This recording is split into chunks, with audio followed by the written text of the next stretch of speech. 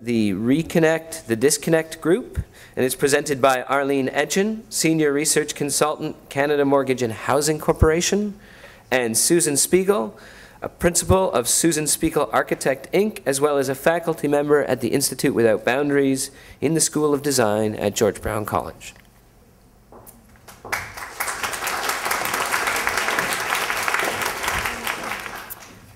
Hi, everybody. We just wanted to say we love Luigi's presentation, and it's completely the opposite of ours. It's an ideal visionary world, and ours is nitty-gritty grassroots. So get ready for a mind change.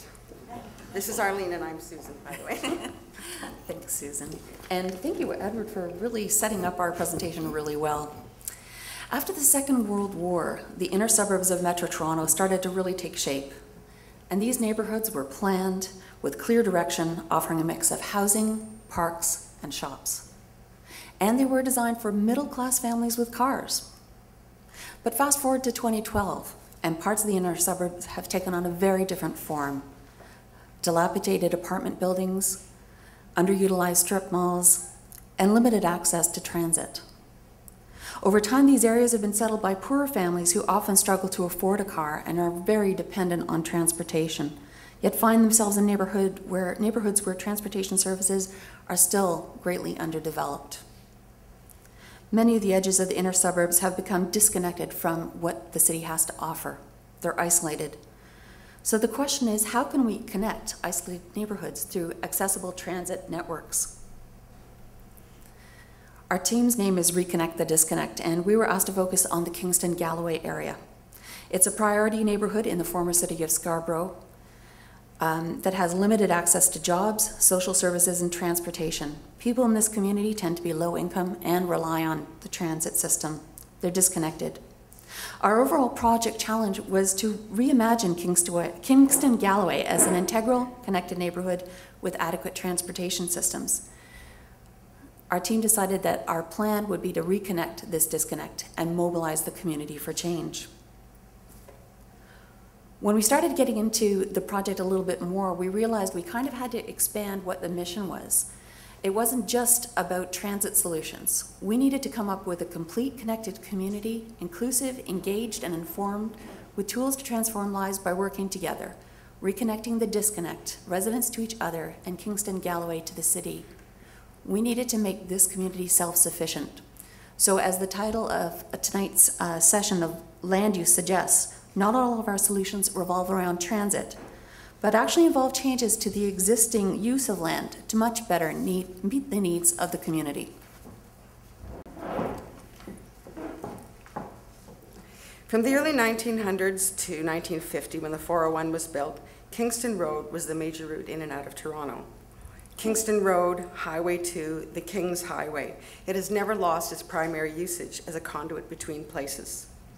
These images represent some of the vastly different contexts of the KGO.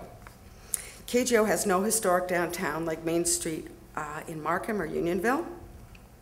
Kingston Road is an arterial roadway of 6 lanes plus a turning lane, and Lawrence has 7 lanes. And it's an experience of take your life into your hands to walk across the street. And traffic is rarely congested for the lack of car ownership. So the traffic's moving very quickly. The commercial component is composed of strip malls with vast parking lots with a high concentration of social housing looming in the background. But to its credit, it's a vibrant new immigrant population with a lot of ma and pa retail and cafe business starts rather than big box stores, thank goodness. There's a lot of authentic life in Scarborough East. They're surrounded by jewels of nature, the Highland Creek Ravine to the north, and Scarborough Bluffs to the south. And in a recent article by Adam Gimbroni in Now magazine, he states that Scarborough has everything in it: nature, multiculturalism, and good food. And it is set to become a leading cultural force in the GTA, and we agree. The Kingston-Galloway area is located 12 kilometers from Toronto. It's not a well-known inner-city suburb. In fact, I'm really surprised that anybody knew anything about it, but since Ed grew up there, he gave us our little intro. When we first received our challenge, we weren't even exactly sure where it was or what the boundaries of it were. And you can see from the slide that the LRT doesn't even reach Kingston Galloway. For the purposes of our challenge, we felt that this isolated inner-city suburb had little to recommend it from social services and transportation point of view. So we extended the formal boundaries to take in the wide swath of nature all around it. And although the GO transit line goes through the KGO and stops at Guildwood, as we look further into the demographics of the KGO proper, we will see that taking a $10.80 round trip from KGO to Union Station is prohibitive. Food or go? This should not have to be a choice, but it often is. In terms of a more local context, there are 3 bus lines that serve this area, 2 east-west and 1 north-south. It takes 12 minutes to do a car ride to go shopping, but if you're on public transit, it's an hour and a half, 3 buses, and 2 transfers. The recent Martin Prosperi Institute report says their conclusion to areas like this is to call them transit deserts. And the report says it's not massive new networks of subways or fancy European light rail transit that will fix this, but what will? When we began this project, David Miller's Transit City just got canceled. So our initial proposal called for its reinstatement, though it became clear that the community, both the upper classes and lower classes, had no support of it. This is the new plan that's been put forward, and though it's better than no transit city, it doesn't deal with a 40-minute bus trip to travel 5 kilometers in the KGO area. If you live in Markham, which is directly north of Scarborough East, and you have poor transit, which you do, you just go home and take one of your 2.5 cars per household and your mobile. Or if you take local transit, it has Wi-Fi on it, so you can have your business on the bus as you take forever to go from spot to spot. But in East Scarborough, there's 0.5 cars per household, and there are no car share programs. Downtown Toronto with frequent transit and East Scarborough with almost no transit have almost the same percentage of car ownership. But in downtown Toronto, we have a density in a public transportation infrastructure system that allows people to opt out of owning a car. In the KGO, by contrast, there are few cars and inadequate alternatives. The social challenges facing the KGO. It's one of the highest concentrations of social housing in the GTA. It is the largest percentage of single-parent families. There's lack of services for a high immigration and a very large Aboriginal population. There's a high crime rate, lowest per capita income in the GTA, fewest cars per household. Lack of access to transit reduces all of life's possibilities. In terms of the physical challenges, wide roads, as we said, of 6 to 7 lanes with very fast-moving traffic, massive networks of chain-link fence around social housing compounds that make a 5-minute walk to a play area 20 minutes. Narrow and even sidewalks with no pedestrian support or respite, poor infrastructure maintenance on all seasons, vast commercial parking lots that encroach into the potential public realm, unreliable bus service, and poor lighting. I was on a Skype call with urban planners in Dublin this week because the IWB is working with them this year. And it was wonderful to see how many public realm experts were around the table and how seriously they take themselves. And I know that we do have a public realm department. I think I know we do. It's called City Clean and Beautiful. It has no level of seriousness compared to what is happening in European cities. And they value pedestrian over vehicular traffic and know that strategies, very small, can change the experience of all users in the public realm. Any land use that allows wide, fast roads, poor pedestrian sidewalk real estate, underused lands of parking lots, and has serious requirements for change and fast change. To that point, we established strategies to meet these challenges, the social and physical through time in short, medium, and long, to begin to change things quickly without any city policies required, because that takes a long time. The medium and the longer goals, once we get the short term up and running, will address land use changes. And if all this sounds rather grim, there is a silver lining of positive community innovation in East Scarborough in the form of East Scarborough Storefront.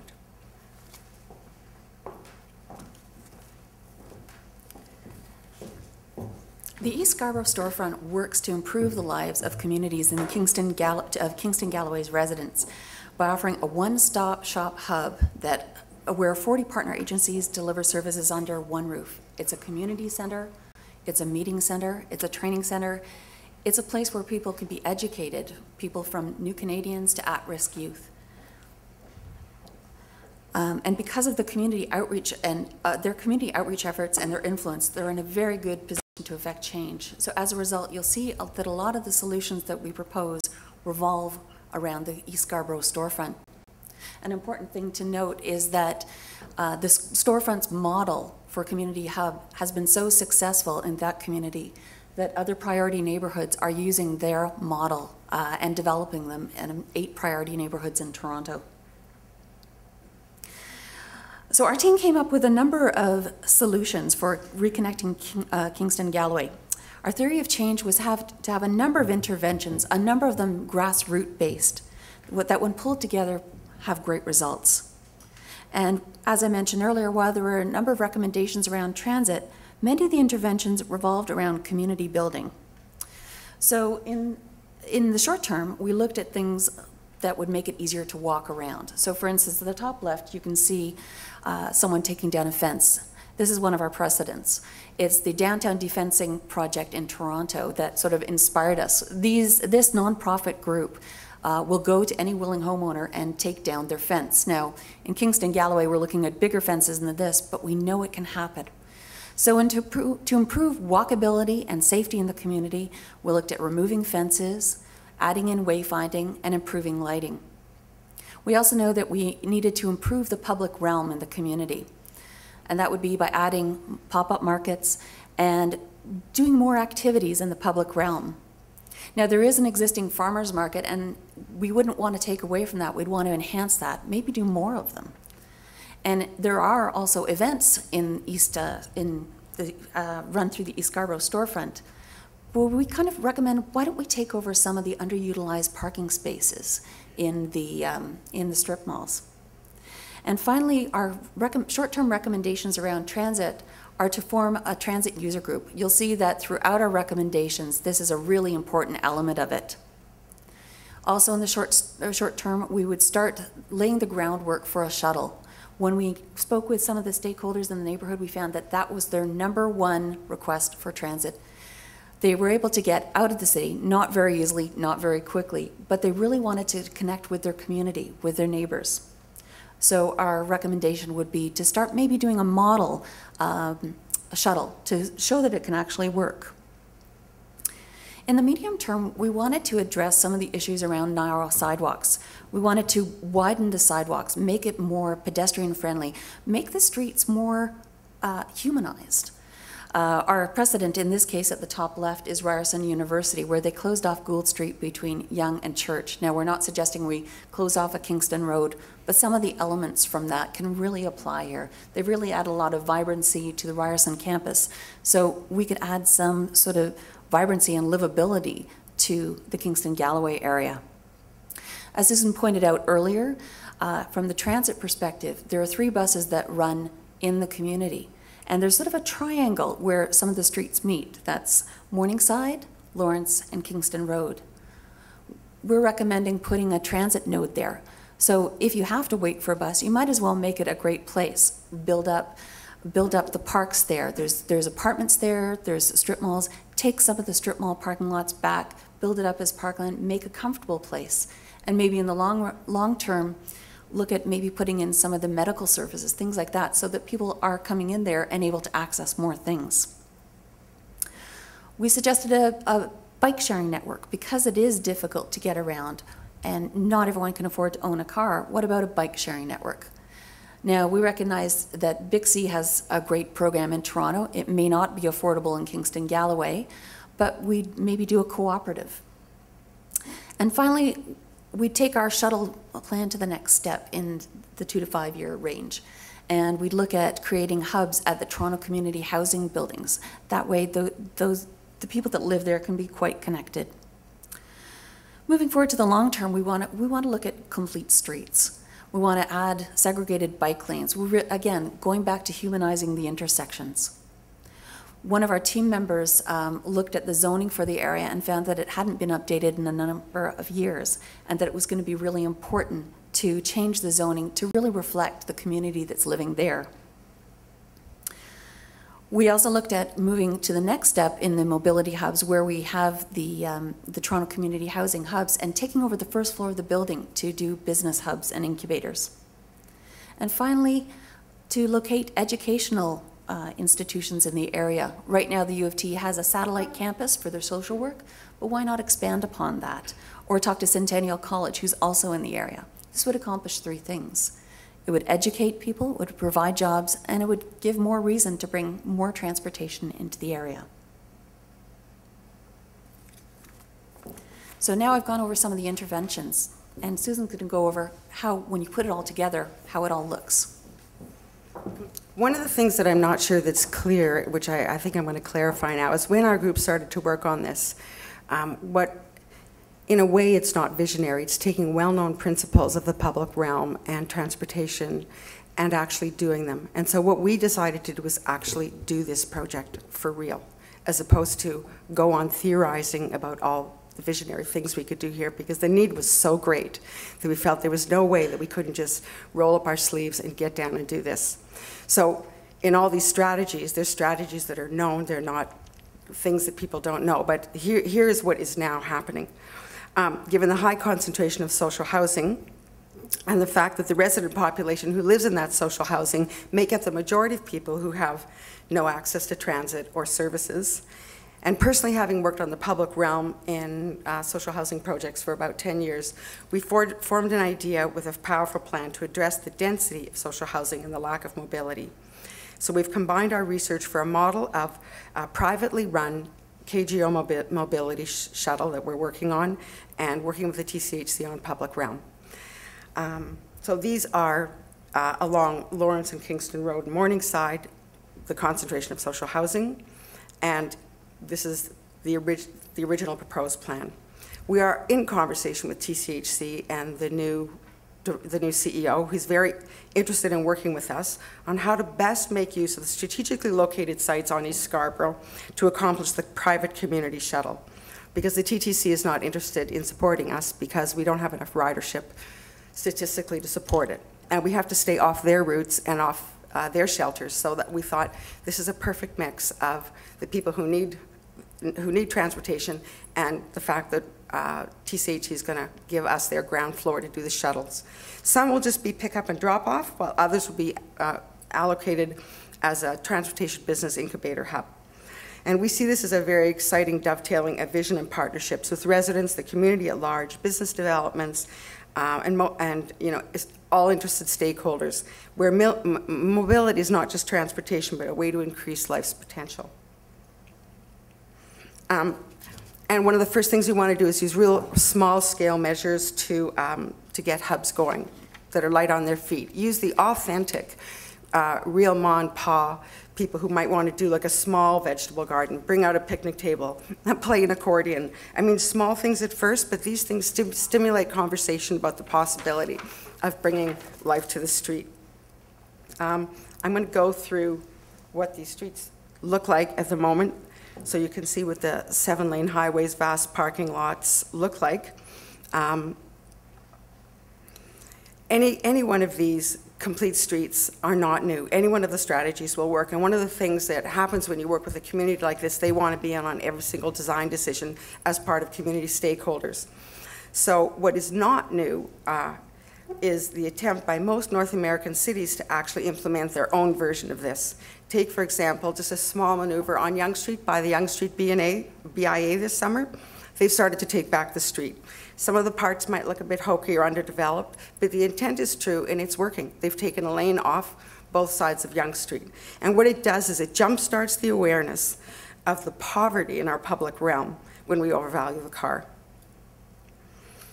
This is the heart of downtown KGO, in case you don't know it. They have, as I said, no historic buildings. It's all strip malls. And doing very small measures that would require no land use changes would immediately begin to support pedestrians and make available life on the street, which there isn't now. And to a more kind of standard, you can a standard kind of cross-section through a street of before and after. You can see the differences between the building edge and where a pedestrian is and all the vast parking lots that really, without any land use and just working with the landlords to redo their parking and free up more commercial opportunities for small businesses to start, everybody would benefit from that. So this is what we imagine, a busy, complete street. We want to take back the sidewalks, reduce the car as a priority. And this is one suburb, interestingly, where they don't have a car addiction because they don't have enough cars. So what is their tragic flaw of having very little cars will actually be a great asset because there'll be very little pushback about taking their car real estate away. Complete green streets, car share, bike share, new bike network with access to ravines, a shuttle hub that stops at 4 to 5 social housing locations with one starting out as the main hub. This is what we imagine, and Arlene is going to speak to the funding we've found to actually do this.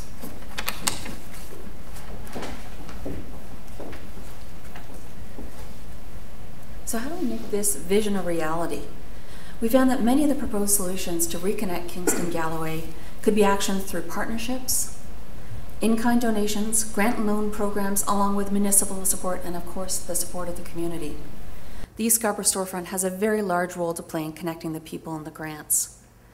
Now, of course, this is one of those charts that's going to be really hard to read everything, but just for the purposes of today, what we did was we took the short-term funding and then we divided up our solutions into solutions, actions, partners, and funding. So you can see sort of from a very high level, we've thought through the process. In the short term, a lot of the funding comes at the sort of local municipal level. So you're looking at the City of Toronto, Toronto Region Conservation Authority, Toronto Community Fund for funding a lot of these things. And then we looked at sort of unique funding opportunities. Believe it or not, Allstate Insurance has a fund to help improve safety in neighborhoods. And of course, from the in-kind perspective, you've got Toronto Hydro's Light the Night program, which I believe has already started some work in Scarborough Village. From a medium-term perspective, this is where we'd really have to engage the city in more of the funding, but we'd hope in the 2 to 5 year plan, we'd have established more plans and some sort of more formalized plans in place. But through going through the city, we could access a number of Infrastructure Canada loans to help with the complete streets and to help with the development of the mobility hubs in Toronto community housing buildings. The Toronto Atmospheric Fund also has funding to help feasibility studies and startup programs. We were fortunate enough to have one of their members on our team who was able to inform us about this and let us know that this might be a good way to fund some of the startup for the shuttle service. And then of course, because a number of our suggestions involve green sustainable transportation, the Federation of Canadian Municipalities has a green municipal fund that can be accessed.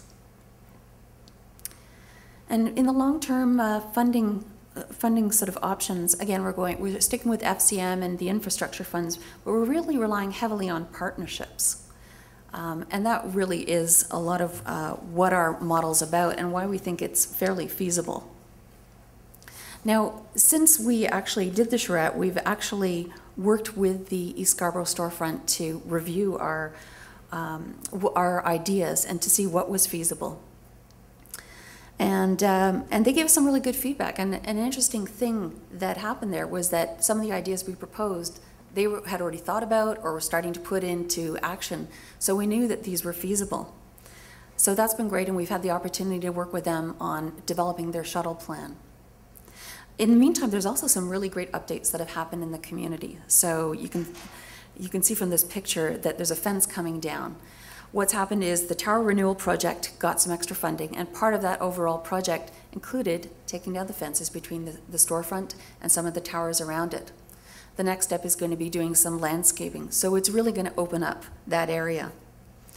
The Center for City Ecology has done a mapping project, and the idea being that it'll allow the community to envision what they want for the future.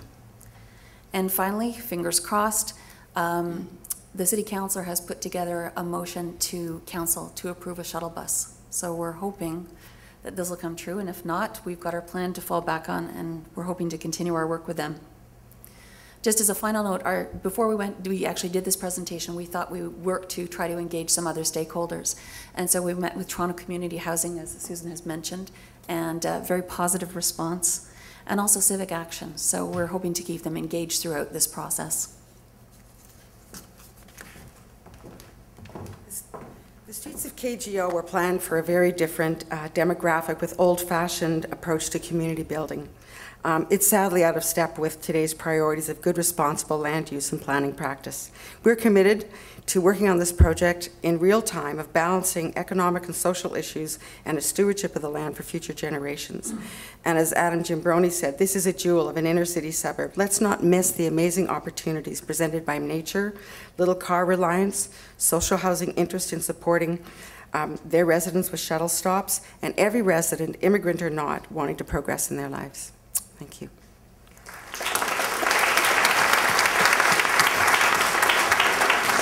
Thank you. I just wanted to say, from my perspective, that that I love the idea of repurposing strip mall parking lots as pop-up stores and all of that, and I think that's a fabulous idea. And later, I'm interested in hearing a bit more about how people in the community have responded, because I think it's fascinating that you've started working to implement these things and work with the storefront. But as you mentioned, the local residents are not necessarily, say, in favor of Transit City or whatever. So I'm interested to know how these things translate from the drawing board to community reaction. So. Yeah, this was very different from what we heard, and I've never been there, so I go visit. What you said about, you mentioned something like food or go, and that those decisions made, that's different from the $4 billion savings account we heard in Vaughan, but it's the reality. And part of the question I had earlier was, it's great to create new hubs, but these are the neighborhoods that we have today. How do we make sure we bring them along as opposed to grow the divide? Ultimately, I have only one question. That is, if Luigi's robotic furniture will follow us all the way there. We'll take it. Yeah. You'll take it. Yeah. And the shared skis. And yeah.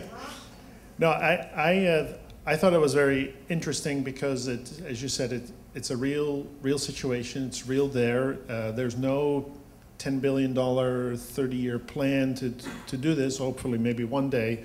But it's about the people that live there and that want to probably have a different or a better or a more connected or integrated life, and that with simple programs almost, you make such a big difference. And I think with that, and we talked about culture and change in terms of behavior of people, you probably start to really do this from the inside out and get people to change their behavior and change their approach into living in these communities, which I would suspect will only drive more of that same behavior and probably draw in more activity into the community as well. So we call that, I guess, the human networks, because it is about connecting the dots between the people and the businesses and the associations that are there. The thing that I saw missing, although you talked a lot about partnerships, I always look at if our name is there because that means people come and ask for money, but it wasn't, and there was no real private sector companies listed as in terms of helping to rejuvenate neighborhoods like this. So I was wondering if that's done by design, or if you feel private sector company would never come to these areas and try to help. But I suspect that there is other funding available, and not just funding, but also, as we talked earlier about, maybe the opportunity to generate innovation or trigger innovation and creativity in terms of getting businesses and to go and start there. And then the last, you mentioned the university very quickly, and then when we look at connected communities, it seems to be those communities where there is a reasonably strong presence of an academic institution. There seemed to be a very natural draw to accelerate things and get things done. And I know you briefly talked about them, but I wonder how integrated they would be to really kind of accelerate the developments here.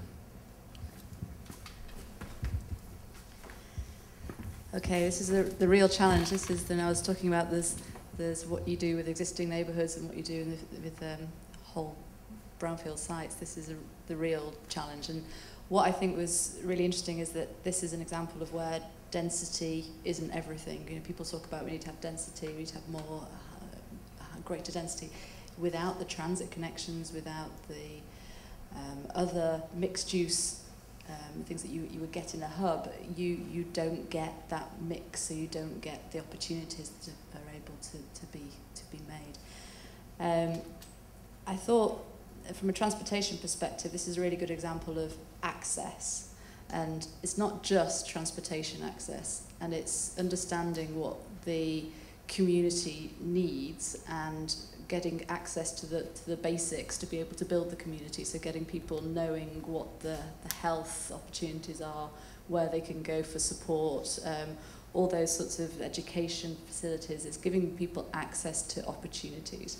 And I can imagine actually that a lot of those opportunities are within a walking distance or cycling distance, and so you've got real opportunities for the for active transportation within this. And then where people are actually moving out of the community might well be for work, and so it's what are the types of work, and whether you can get shuttle buses not only going within the community, which might well be well served by a shuttle, but also active transportation, whether you can get a shuttle which would take you to maybe the downtown, which is perhaps run by volunteers. And then the other thing that occurred to me is, how much time do people actually have to volunteer here?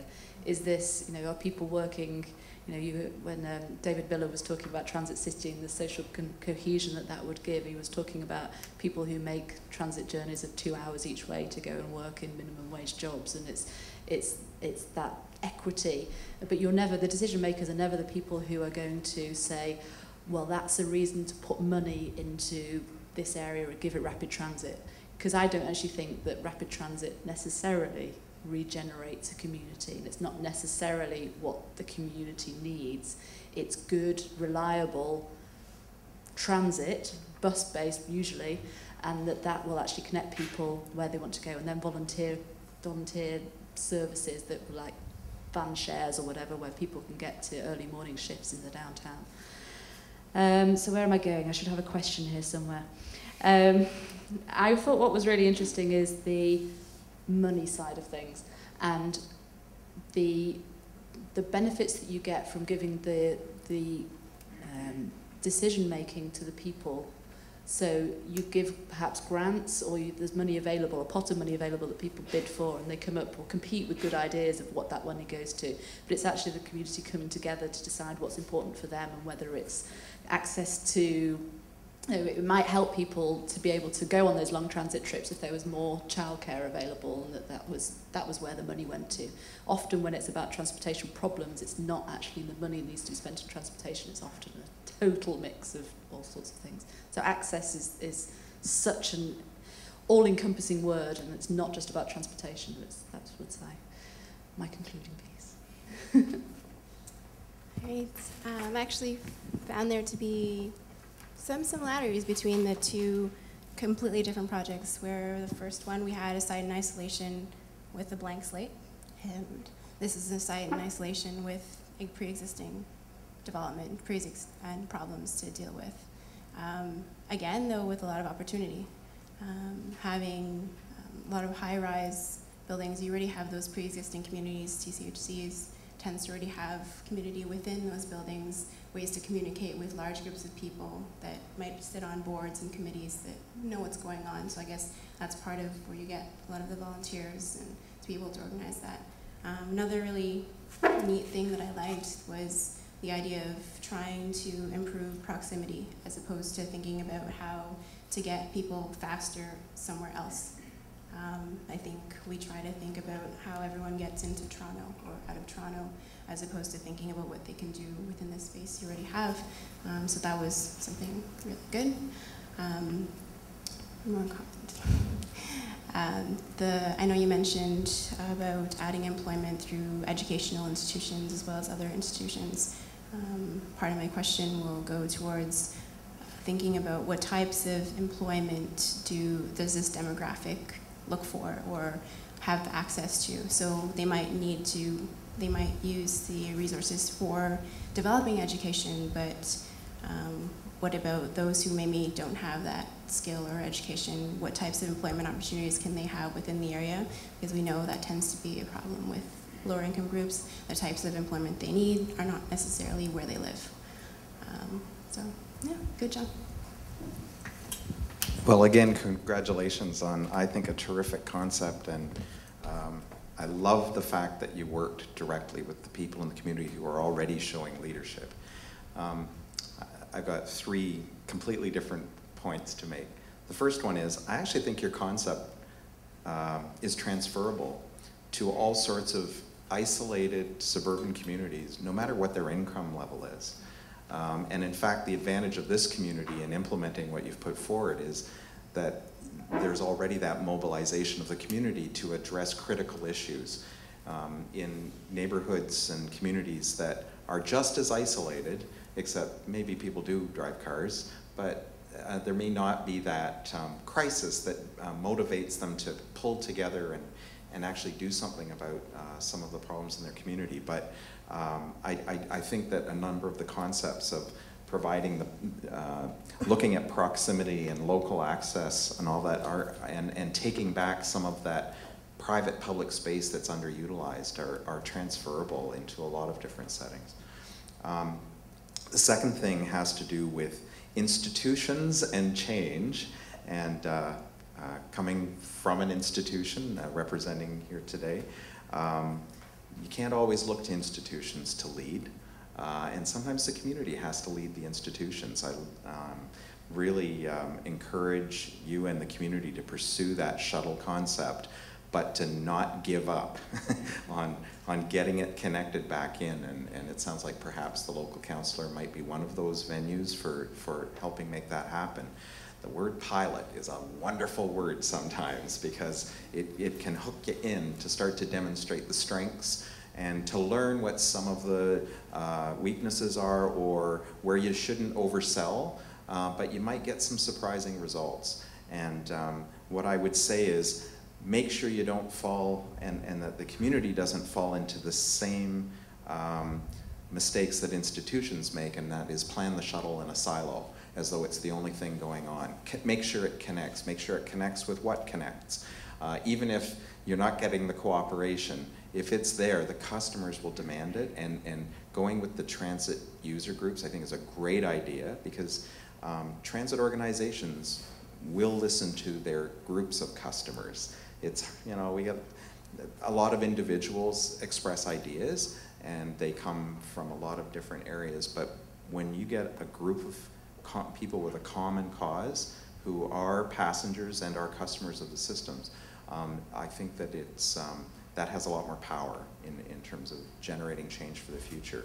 The third thing I wanted to focus on is the notion of the hub, which I think is a really powerful concept here.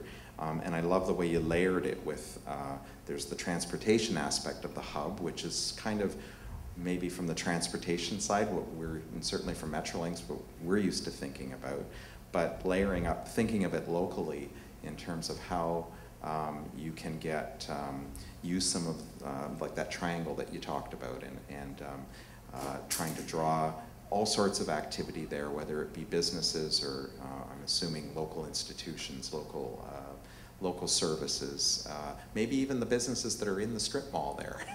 They may actually go, gee, if that's where the people are, maybe I should participate in that. I think that notion of the hub is a great idea and could evolve someday into what people understand to be the center of their community. And it sounds like there's a great start to that. So thank you. Well, I wanted to start that and with the banking notion of the private investment. We have been looking into private investment. We've looked at all the banks in the area, and there's a huge philanthropic fund of about $2.8 million that we've looked at. Part of our issue is figuring out how to pitch this to who and when without stepping on toes. So some people we pitch to, it's not sophisticated enough. Other people feel like we're running away with the ball and not like including them. So it's a very careful maneuvering, and I think once we have a certain number of institutional partners and the community on board, then we will probably investigate the banking situation and other private developers as well, because I think there's business to be made here, and if people are not going to Mississauga on a 3-hour trek, but are working in a context with their own authentic skills, I think there's a lot of opportunity there.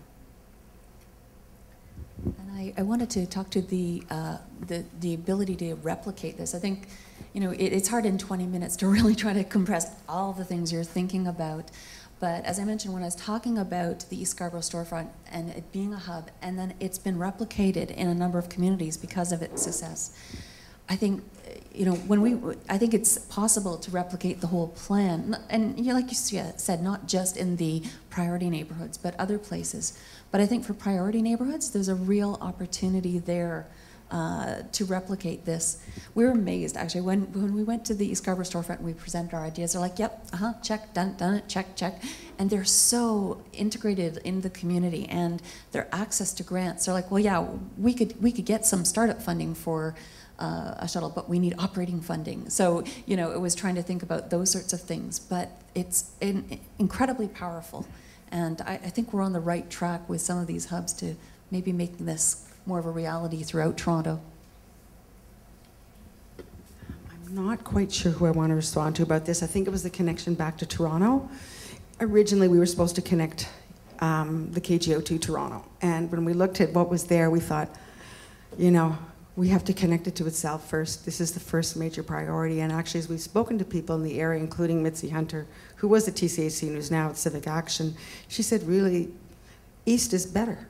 I mean, there's a lot of smaller towns with a lot of services that would be willing to have a kind of connection to the KGO that Toronto wouldn't.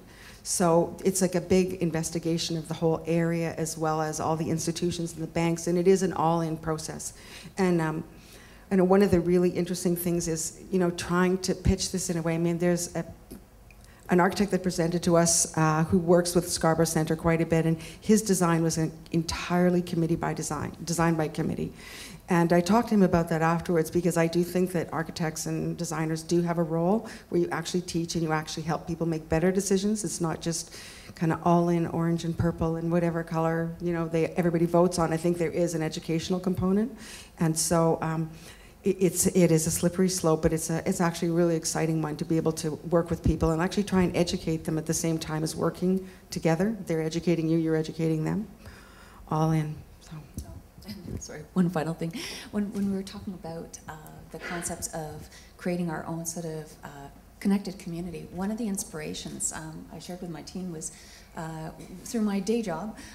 We're actually currently working with a group in the east side of London. For those that know London, Ontario, if you're east of Adelaide, it's kind of the area actually is quite nice. But this was sort of almost like an isolated community within London. And this community has sort of built up its own steam, got a really proactive BIA, and they developed a lot of businesses in their area. And so that was some of our inspiration for this, because they've really done a great job, and they've almost created their own sort of micro community. So. We were talking earlier about one of the strengths of the concept of the previous group was drawing on the skills and the creativity of the community that's there, and that being from a suburban community myself and connected into the arts community there, I know how much creativity and talent that there is, and that often the building form gets in the way of connecting those people. And so, again, I think drawing on the talents of the local area here is another key to the success of this concept as well. Answer that for 1 second. Actually, a lot of Toronto Community Housing Corporations might have 5,000 people in it, which is bigger than a lot of towns that have banks and main streets and bakeries and daycares and high schools. But in these buildings of cities of people from all over the world, there are incredible talents. And when you give them an opportunity of space on the ground floor, which I've done on numerous occasions, they open their own Goodwills, they open their own cafes, and they create their own business hubs that are extremely authentic and that people are happy to participate in. And so that's really the inspiration to I don't know what question I'm answering, but anyway, that's a huge inspiration.